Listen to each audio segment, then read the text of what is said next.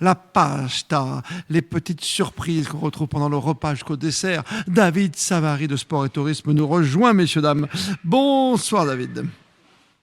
Buonasera a tutti. Ma buonasera, come vai? Tout a posto?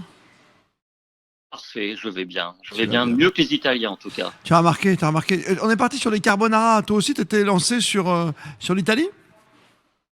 J'ai été lancé également sur l'Italie, mais sur une région plus spécifique de l'Italie, c'est-à-dire la Sicile, celle qui est tout au sud du pays.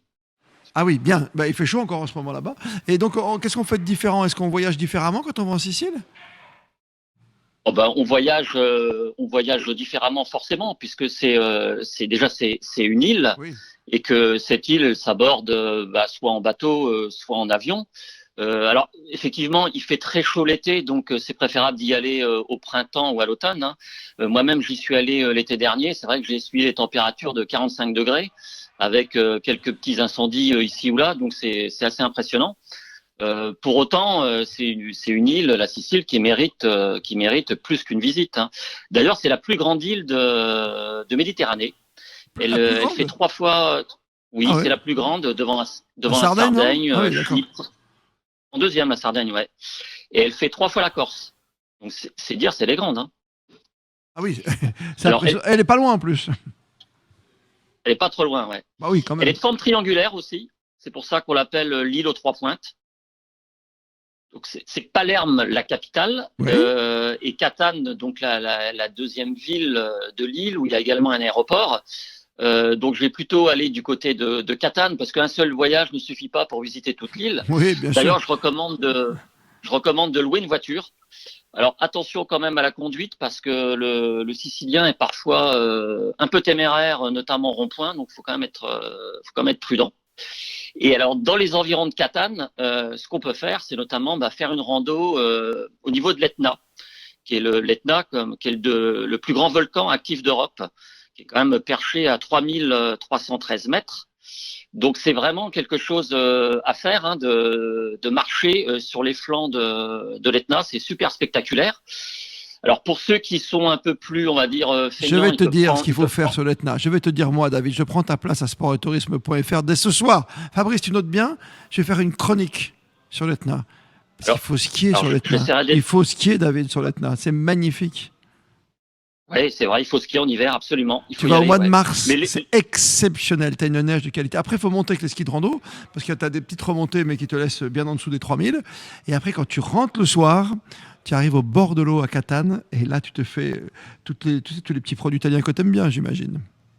ah bah oui, bien Ah bah sûr, ouais. oui. Mais oui, oui, oui. Alors Oh, tu veux j'ai pas de ma parlé de chronique, l'Etna, ok. mais non, pas du tout, pas du Non, tout. non, J'ai mais parlé de j'ai cru l'Etna, pas. mais il y a aussi il y a des villes d'art aussi en Sicile, dans les environs de Catane, dans des villes dans le pur style du baroque italien.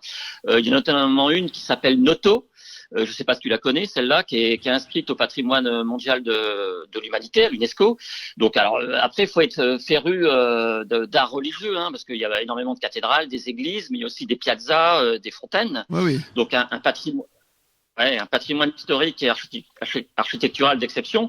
Comme à Syracuse aussi, tout le monde a entendu parler de Syracuse, peut-être de par la chanson, Bah, tout le enfin en monde tout a cas pour les envie de plus la voir, anciens. oui. Ouais, absolument. Ouais.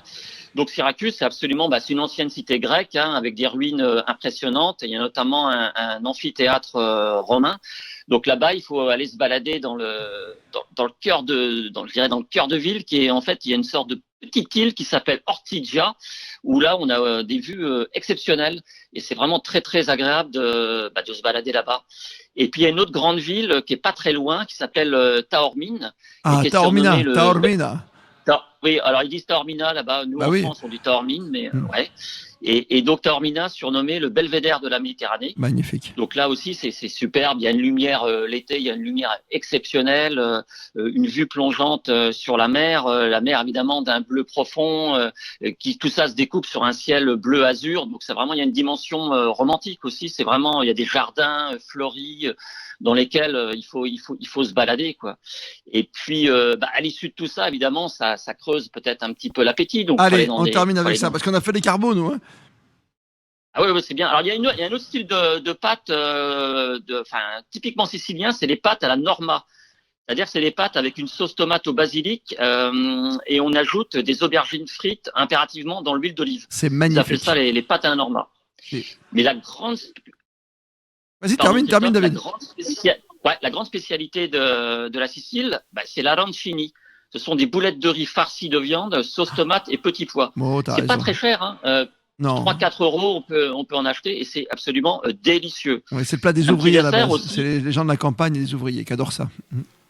Ah bon, on ne t'apprend rien, je vois que tu maîtrises Ah non, parfaitement mais la j'adore. Bah, attends, Sicile. la cuisine italienne, tu sais, moi je passe souvent ma vie à Monaco, c'est pas très très loin de l'Italie. Donc voilà, puis tu m'as Allez. rappelé tellement de souvenirs avec l'Etna et cette descente à ski, voilà, c'est pour ça. Ah oui. Alors, est-ce que tu prends parfois un petit verre de limoncello? Parce qu'il y a Euh, beaucoup de producteurs je de suis plus grappa, avec plus grappa, modération. Ouais, d'accord. le limoncello, bon, Ah, ok. Non, c'est sympa au citron, bien sûr. ah oui, oui, moi c'est mon breuvage préféré, le limoncello. Donc, alors avec modération, comme tu l'as dit, il y a beaucoup de Bah oui. producteurs en Sicile, hein. Et si je peux conseiller une marque, c'est la marque Turido. Donc évidemment à servir très très Donc, une froid. caisse pour monsieur à la maison livrée tout de suite. J'ai compris.